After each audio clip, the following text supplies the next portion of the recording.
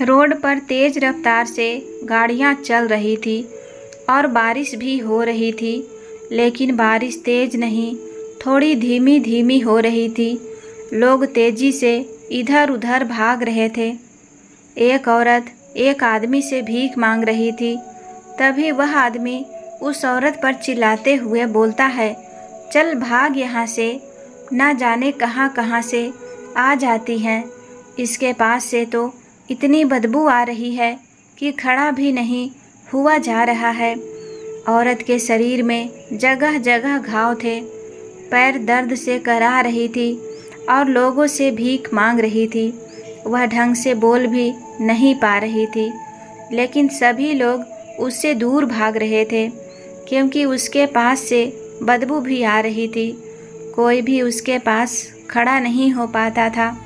कुछ लोग पैसे उसे दूर से फेंक कर दे रहे थे, तो कुछ लोग ऐसे नाक बंद करके ही जा रहे थे।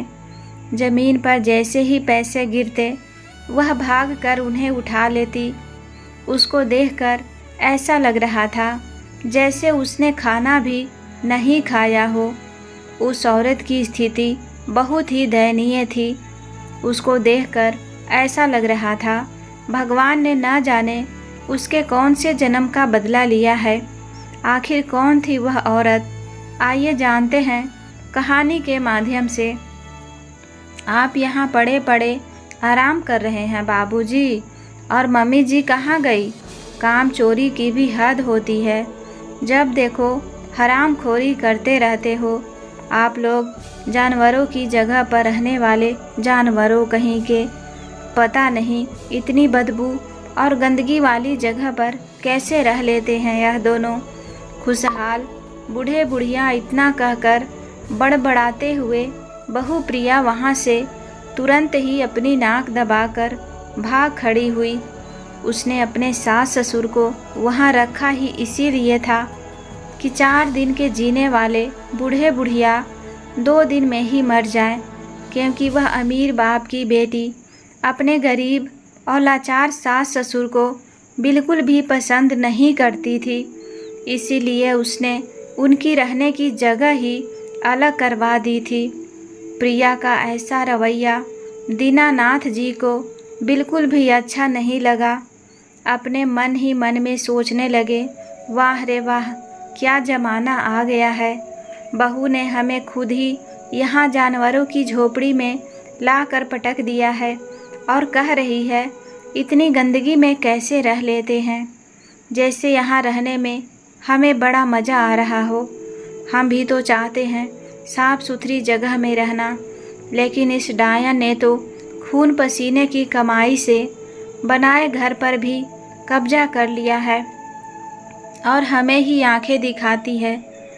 आज प्रिया और पंकज की शादी को पूरे 5 साल हो चुके थे, लेकिन प्रिया ने पंकज के माँ पिताजी के साथ सीधे मुंह बात तक नहीं की थी, क्योंकि उसे अपने पिता के धन का घमंड जो था कि उसके पिता बहुत बड़े नामी गिरामी डॉक्टर हैं। इसीलिए वह सारी दुनिया को अपने कदमों में झुका लेने की ताकत रखती है, लेकिन वह यह नहीं जानती कि इस दुनिया में मानवता नाम की भी कोई चीज़ होती है और इस मानवता को ही सारी दुनिया सलाम करती है और उसी के सामने झुकता भी है। प्रिया जैसी मॉडर्न लड़की जिसके पिता ने उसके साथ 4 नौकर भेजे थे, उसे क्या पता था मानवता और दुनियादारी क्या होती है। पंकज को प्रिया ने एक रेस्टोरेंट में देखा था। जब पंकज रेस्टोरेंट में अपने बॉस के लड़के के साथ गया था, तभी प्रिया की नज़र पंकज पर पड़ी थी। उसी दिन पंकज प्रिया को बहुत ज़्यादा पसंद आई। पंकज की सादगी ही प्रिया के दिल को अंदर तक छू गई। उसने अपने पापा से जिद की कि वह शादी करेगी तो सिर्फ पंकज से, वरना वह जिंदगी भर कुंवारी ही रहेगी। बेटी की ऐसी जिद सुनकर डॉक्टर वर्मा जी तो भौचक्के ही रह गए थे।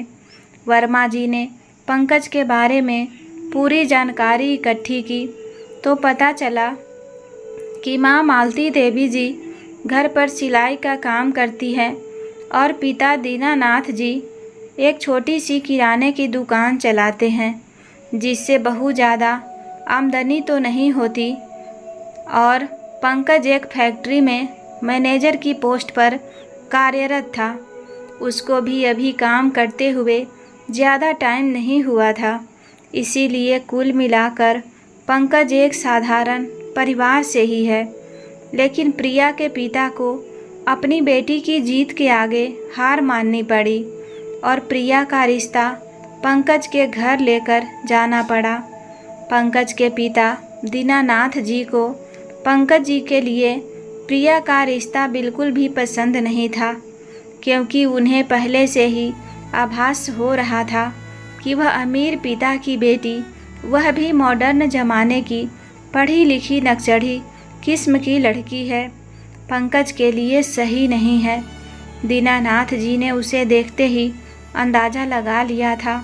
लेकिन पंकज की माँ मालती देवी जी तो सरल स्वभाव की महिला थी।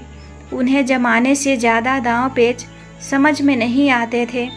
वह छल कपट से कोसों दूर सरल हृदय की महिला थी। इसीलिए उन्होंने अपने बच्चों की खुशी में ही अपनी खुशी मानकर अपने पति दीनानाथ जी को भी प्रिया और पंकज की शादी के लिए मना लिया और उन दोनों की शादी बहुत ही धूमधाम से कर दी गई, जिसका सारा खर्च भी प्रिया के पिता ने ही उठाया ताकि समाज में बेइज्जती ना हो सके।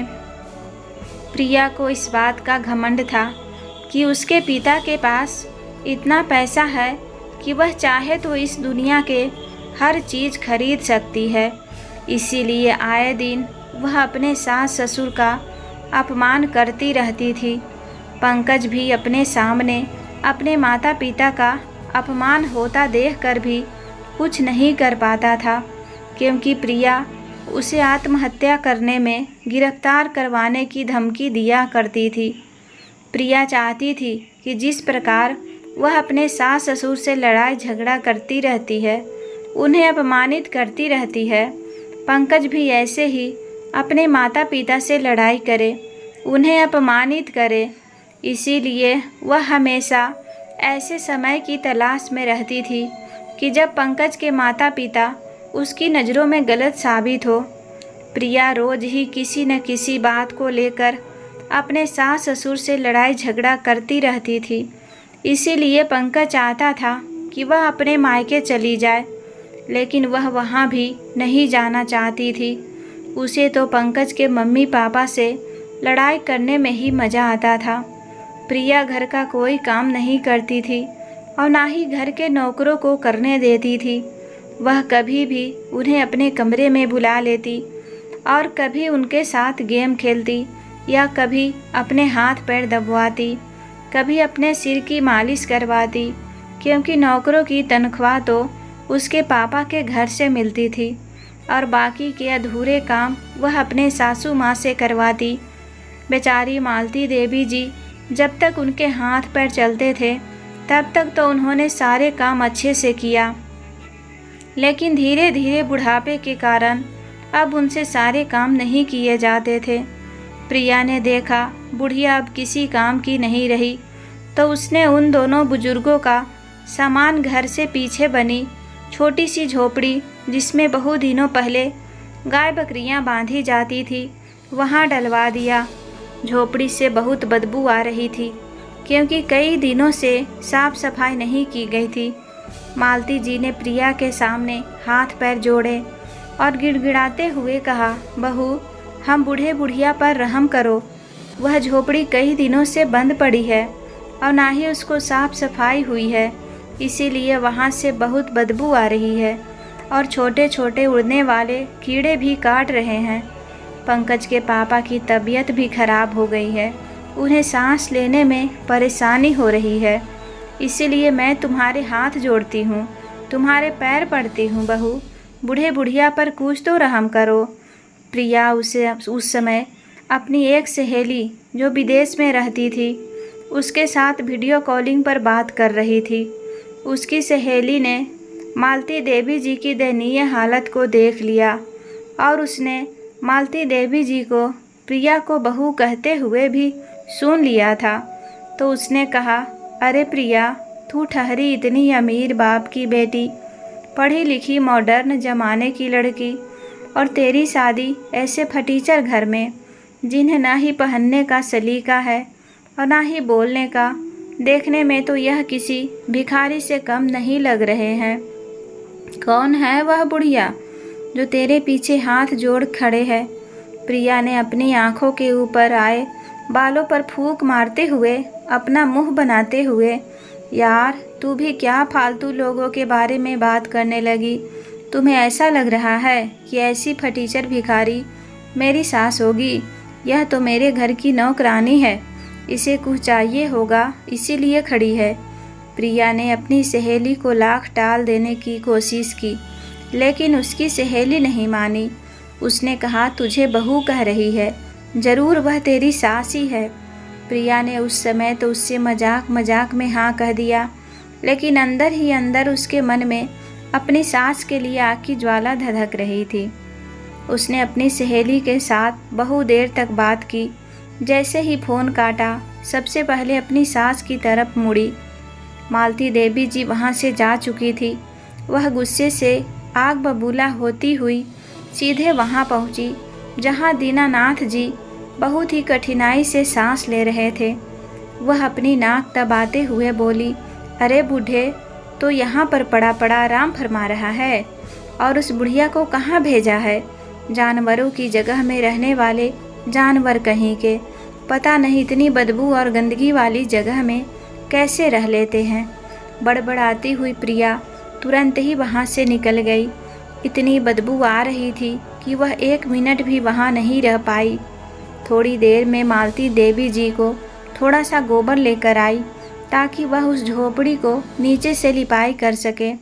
फिर थोड़ी देर में नीम की पत्तियों का धुआं किया ताकि वहाँ के सारे मच्छर और कीड़े मकोड़े भाग सके। मालती जी के प्रयास से वह झोपड़ी 2 दिनों के अंदर साफ सुथरी और रहने लायक हो गई। और उधर प्रिया मन ही मन खुश तो हो रही थी कि चलो, इतनी गंदगी जगह में रखा है कि वह 4 दिनों तक जीने वाले 2 ही दिनों में मर जाएंगे। कुछ दिनों बाद ही प्रिया फिर से किसी काम से घर के पीछे गई। उसने देखा, अरे बुढ़िया ने तो झोपड़ी का काया पलट कर रख दी है। तो उसके दिमाग में फिर खिचड़ी पकने लगी। उसने उन्हें परेशान करने की तरकीब सोची। उसने अपने घर के निकलने वाले सारे कूड़े को उस झोपड़ी के अंदर डाल दिया ताकि वे दोनों जैसे ही उठे, सबसे पहले उन्हें कूड़े की बदबू ही मिले। सुबह होते ही मालती देवी जी जैसे ही उठी, बदबू सीधे झोपड़ी के अंदर गई, जिसकी वजह से दीनानाथ जी को सांस लेने में परेशानी होने लगी।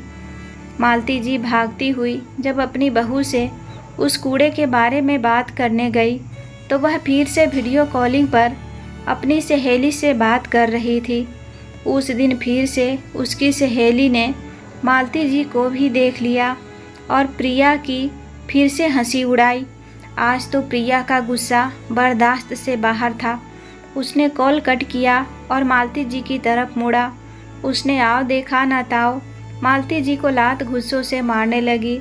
मालती जी पूछती रह गई कि बहू, आखिर मेरा कसूर क्या है? मुझे क्यों मार रही हो? लेकिन प्रिया ने उनकी एक न सुनी और कभी उनके बाल खींचकर घसीटती, कभी लात से मारकर गेंद की तरह उछालती। मालती देवी जी का चिल्लाना सुनकर पंकज भी जाग गया। दीनानाथ जी भी जाग गए थे, लेकिन दमा की बीमारी के कारण वह बहुत कमज़ोर हो गए थे, इसीलिए बिस्तर से उठकर भी नहीं जा सकते थे। लेकिन पंकज जल्दी से अपने बिस्तर से उठा और उधर दौड़कर भागा जिधर से शोर सुनाई दे रहा था। प्रिया का रुद्र रूप देखकर पंकज हक्का बक्का रह गया। अपनी पत्नी के द्वारा अपनी ही माँ को इतनी बेरहमी से पीटता देख पंकज की आंखों में आंसू आ गए। प्रिया ने जब उसके मम्मी पापा को उस बदबूदार झोपड़ी में रखा था, तब भी पंकज ने इसका विरोध किया था, लेकिन प्रिया ने पंकज को धमकी दी थी कि वह उसके मम्मी पापा को जहर देकर मार डालेगी और उसे भी दहेज प्रथा के केस में अंदर करवा देगी, इसीलिए वह चुपचाप रहा। दिल में यह तसल्ली रहकर कि कम से कम उसके माता पिता उसकी आंखों के सामने तो है, लेकिन आज तो प्रिया ने हद ही कर दी थी। इसीलिए पंकज ने आगे पीछे कुछ भी नहीं सोचा और अपनी माँ को बचाने के लिए उन दोनों के बीच में चला गया। प्रिया के अंदर उस समय क्रोध तो इतना भरा था कि उसने अपने पति को भी लात घूंसों से खूब मारा। जब पंकज ने उसे शांत करने के लिए उसके हाथ पकड़ लिए तो उसने उस पर इल्ज़ाम लगा दिया कि उसने उसे मारा है और अपने चारों नौकरों को बहुत सारे पैसे देकर अपने पक्ष में करके गवाह बना लिया कि उन्होंने पंकज को मारते देखा है, जबकि पंकज ने प्रिया पर हाथ भी नहीं उठाया था। पापा डॉक्टर वर्मा ने भी अपनी बेटी की बात मानकर पंकज को पुलिस के हवाले कर दिया और प्रिया ने मालती देवी जी और दीनानाथ जी को घर से धक्के मारकर बाहर निकाल दिया और यह धमकी दी कि अगर आपको अपना बेटा वापस चाहिए तो चुपचाप रहिएगा, किसी को भी सच्चाई बताने की कोई ज़रूरत नहीं है, वरना आपका बेटा ज़िंदगी भर जेल की चक्की पीसता रहेगा। दोनों माता पिता ने वादा किया कि वे लोग किसी से कुछ नहीं कहेंगे, लेकिन उनके बेटे को आज़ाद करवा दे। प्रिया को पता था कि यह दो कौड़ी के लोग न्याय की नहीं बल्कि अपने बेटे की ही सोचेंगे, इसीलिए उसने ऐसी शर्त रखी और कुछ दिनों तक जेल में रहने के बाद प्रिया ने अपना केस वापस ले लिया और पंकज से तलाक भी ले लिया। मुआवजे के रूप में उसने पंकज के माता पिता के जीवन भर की कमाई का एकमात्र सहारा, जिसमें वे लोग अपना सर छुपा सकते थे, उस घर को मांग लिया। पंकज ने प्रिया से बहुत निवेदन किया कि घर उसके माता पिता को वापस कर दे, तो पंकज अपने तनख्वाह में से आधी तनख्वाह उसे हर महीने दिया करेगा, लेकिन वह नहीं मानी और उसने तीनों को घर से धक्के मार कर बाहर निकाल दिया। अब तो पंकज अपने आप को बहुत ही लाचार महसूस करने लगा। 2 दिन उन्होंने रेलवे स्टेशन पर गुजारी। पंकज ऑफिस गया। बॉस ने उसे बताया कि वे लोग जिस प्रोजेक्ट पर पिछले 6 वर्षों से काम कर रहे थे वह सफलतापूर्वक अप्रूव कर दिया गया है और उसी के सिलसिले में उनके साथ पंकज को भी कुछ दिनों के लिए विदेश जाना होगा, क्योंकि बेटे बहू अपने हनीमून ट्रिप पर गए हुए थे। शादी को 6 साल हो चुके थे, लेकिन काम की अधिकता के कारण वह कहीं भी नहीं गए थे। इसीलिए थोड़ी फुर्सत मिलने पर प्रोग्राम बनाया और इतना बड़ा प्रोजेक्ट पास हो गया। इसीलिए पंकज को मजबूरन अपने बॉस के साथ विदेश जाने के लिए हाँ कहना पड़ा। पंकज ने अपने माँ पिताजी को भी नहीं बताया कि वह विदेश जा रहा है और जल्दी जल्दी में अपने ऑफिस की तरफ से ही अपने बॉस के साथ विदेश निकल गया। उसकी बॉस की पत्नी नेक दिल इंसान थी। वह एक माँ की ममता को समझती थी और पंकज के सादगीपूर्ण व्यवहार को भी समझती थी। पंकज शर्मीला लड़का है, इसीलिए वह अपने परिवार वालों के बारे में कुछ नहीं कहता था। यह सोचकर उन्होंने कुछ राशन का सामान और घर गृहस्थी के काम आने वाली वस्तुएं खरीदकर स्वयं उसके मम्मी पापा से मिलने चली गई। पर जाकर देखा कि अजनबी लोग वहां बैठे हंसी मजाक कर रहे थे। प्रिया की नज़र जब पंकज की मालकिन पर पड़ी तो सर पर पल्ला रखकर और घड़ियाली आंसू बहाते हुए बोली, आंटी जी, पंकज कहाँ गए पता ही नहीं चल रहा। ना ही वह घर पर आए हैं और ना ही उन्होंने कोई फ़ोन ही किया है। इस बारे में सोच सोच कर तो मेरा दिल बैठा जा रहा है। कहती हुई वह सामान लेकर रोने लगी। प्रिया को रोता देख उन्हें उस पर दया आ गई और उन्होंने उससे वादा किया कि उसके घर खर्च के लिए हर महीने राशन और पैसे भेज दिया करेगी, क्योंकि पंकज तो अभी कुछ दिनों के लिए विदेश में ही रहने वाला है। और जब उन्होंने पंकज के मम्मी पापा के बारे में पूछा तो उसने कह दिया कि वे लोग तीर्थ यात्रा पर गए हुए हैं।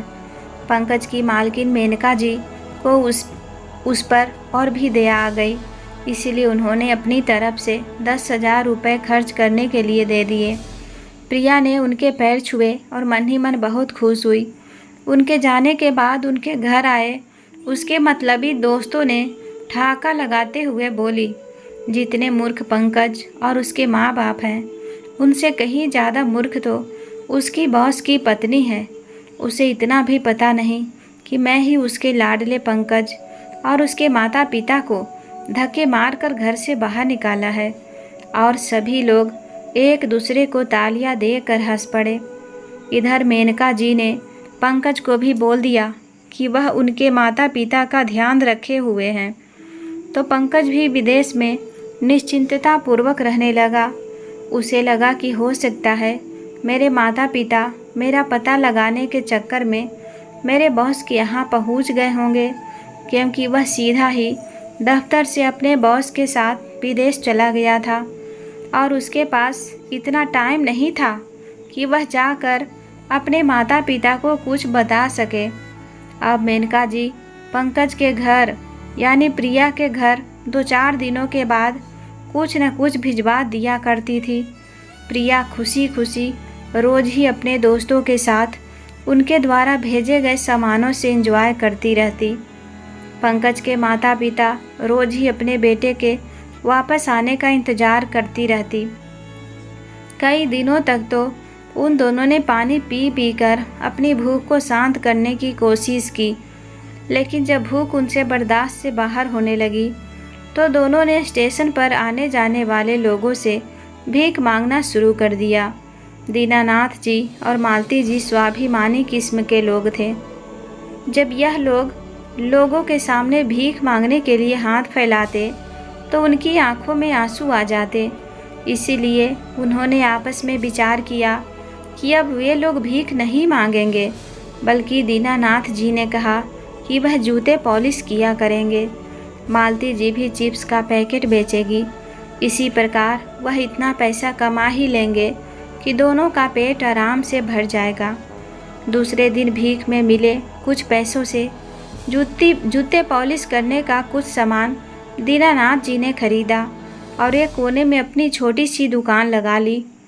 मालती जी ने कुछ चिप्स और कुरकुरे के पैकेट खरीदे और लोगों के पास जा जाकर बेचने लगे।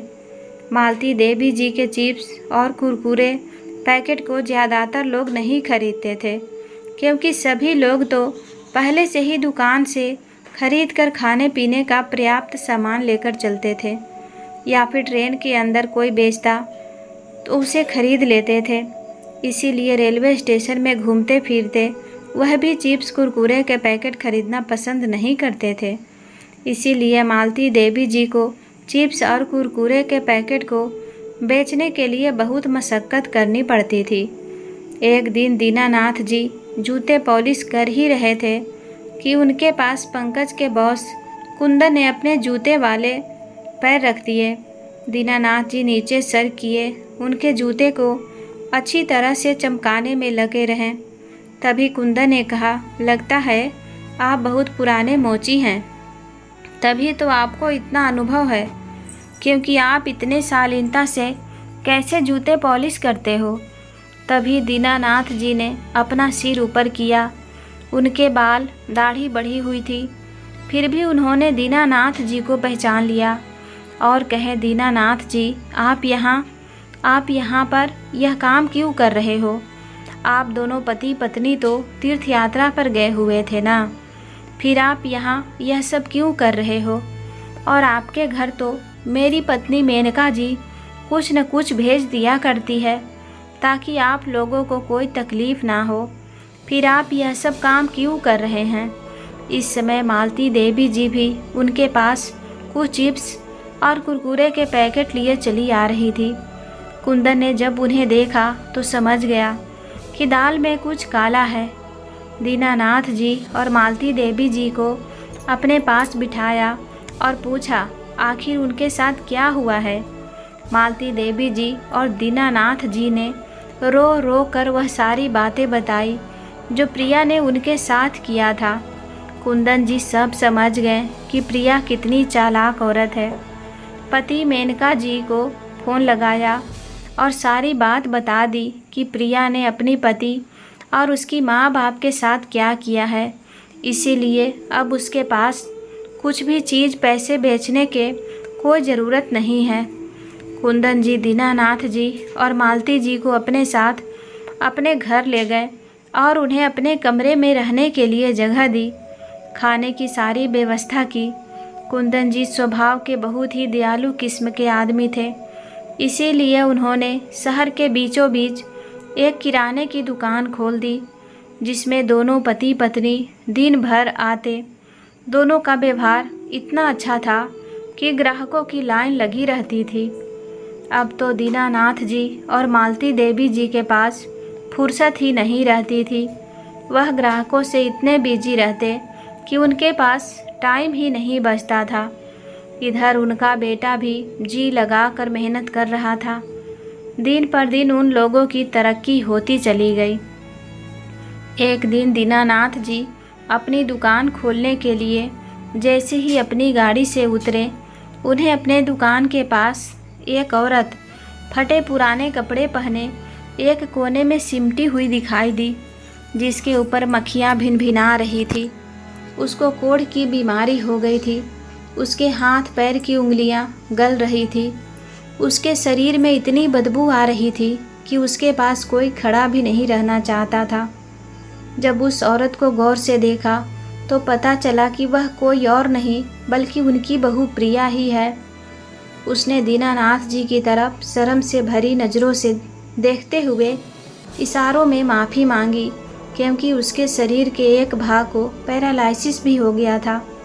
वह बोल भी नहीं पा रही थी। तभी कुछ देर बाद मालती जी भी वहां पहुंच गई। प्रिया को उस हालत में देखा तो वह तो उसे देखती ही रह गई। फिर उन्होंने उससे पूछा कि तुम्हारे साथ क्या हो गया? हमेशा बड़बड़ करने वाली आज इतनी शांत कैसे बैठी है? और तुम्हारे पापा जो सबसे बड़े और नामी डॉक्टर थे कहाँ गए? और कहाँ गई उनकी अमीरी?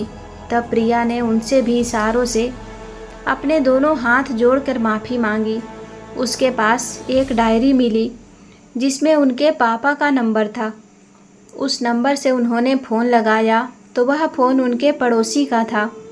उन्होंने बताया कि प्रिया के पापा लालच में आकर ज़्यादा पैसा कमाने के चक्कर में हार्ट और किडनी बेचने का धंधा करने लगे थे। बहुत से दुश्मन हो गए थे और एक दिन घर से ही कहीं जाने के लिए गए तो वापस नहीं आए। शायद लगता है किसी ने उन्हें बाहर ही मार डाला। प्रिया ने जब से अपने पति और सास ससुर को उनके ही घर से निकाला था, तब से रोज़ ही अलग अलग लोगों के साथ जाकर पार्टियां करने लगी थी। जब तक उसके पास पैसे थे उसके ढेर सारे दोस्त थे, लेकिन उसके नसीब का ही दोष कहो।